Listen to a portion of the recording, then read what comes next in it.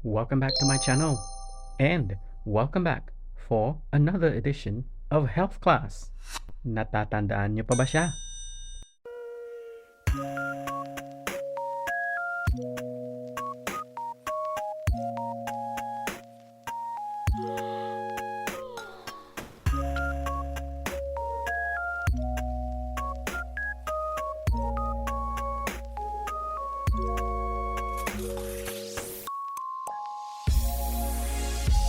Siya si Barbie Sue o mas kilala ng mga Pinoy na si Sanchay ng Meteor Garden. Oo, ikaw ba ang isa sa mga na-addict sa kanilang show before? Mga batang 90s, kaway-kaway naman dyan. Ako, hindi ko mismo nasubaybayan ang show nila, pero ramdam ko ang laki ng impact ng kasikatan nila sa Pilipinas at sa tingin ko sa buong mundo din. Kaya labis na nalungkot ang mga fans nito hindi lamang sa Pilipinas kundi sa buong mundo sa kanyang pagpanaw. Opo, pumanaw na po si Bobby Sue at ang sanhi ng kanyang pagkamatay ay viral pneumonia. Pag-uusapan natin sa video nito kung ano ang viral pneumonia.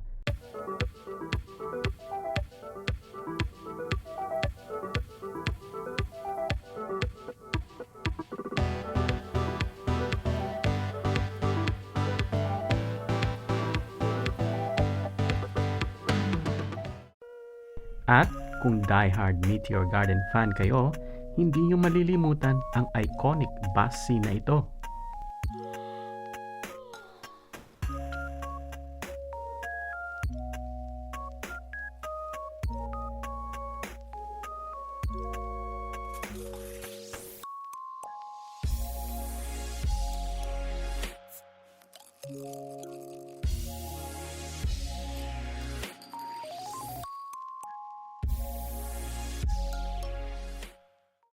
Ang viral pneumonia ay isang uri ng pneumonia na naging resulta sa isang viral infection sa baga or lungs. Ang mga simptomas ng viral pneumonia ay kadalasang parehas lamang sa bacterial pneumonia. Pero nagdedepende ito sa kung anong virus ang naging sanhi ng pneumonia. Napakaraming viruses na pwedeng mag-cause ng viral pneumonia. Kabilang na dito ang influenza na naging sanhi ng viral pneumonia kay Barbie Sue. Meron ding coronavirus na mas kilala sa SARS-CoV-2 na naging sanhi sa global pandemic na COVID. Kadalasan ang viral pneumonia ay mild lang, pero in rare cases, it can be life-threatening. From the word itself, viral pneumonia or viral, isang uri ng virus ang nagkukos ng pneumonia. A wide range of viruses can cause viral pneumonia, kagaya na lamang ng influenza A, B, and C viruses. Nagiging delikado ang viral pneumonia lalo na pag ang pasyente ay nagkakaroon ng difficulty of breathing, nagkakaroon ng koleksyon ng tubig sa baga, at nagkakaroon din ng koleksyon ng plema.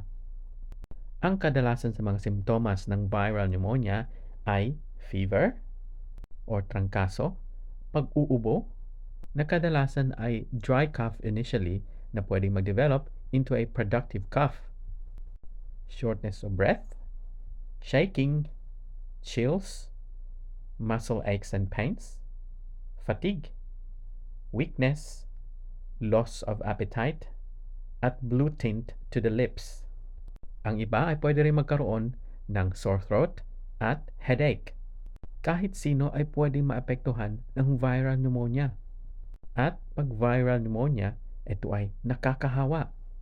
Ito ang mga may increased risk factor para magka-develop ng viral pneumonia. Being older than 65 years old or under 2 years old. Living in a group setting such as nursing home, prison, or dormitory. Kasi sa mga living conditions na ito, marami ang tao na nakatira sa isang bubong. Kaya mas mabilis na maipapasa ang virus. Working in a hospital or nursing home.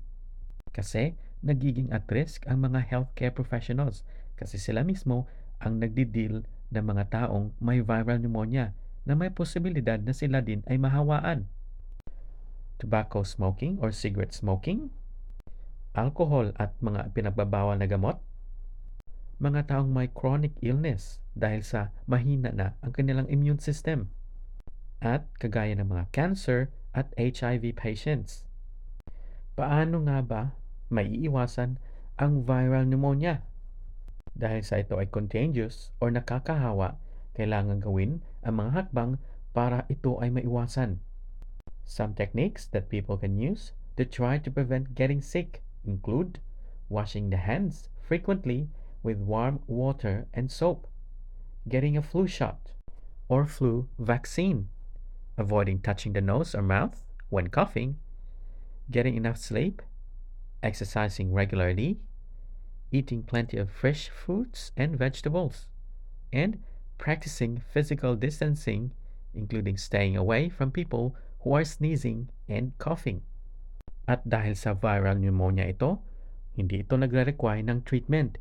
Usually, pag virus ang nagkukos ng infection, ang kinakailangan lamang ay pahinga at palakasin ang immune system, kagaya ng COVID virus. Kailangan lamang i-monitor ang breathing kasi pwedeng maapektuhan ito ang ating paghinga. Pwede namang uminom ng antiviral medications in some instances. Paalala lamang na most people with viral pneumonia recover within a few weeks. However, some people may take several weeks to recover fully, especially those who have a weakened immune system or are over the age of 65 years old. While viral pneumonia can be contagious, a person can practice good hygiene and self-care to lower the risk of getting the infection. It is a case-to-case basis.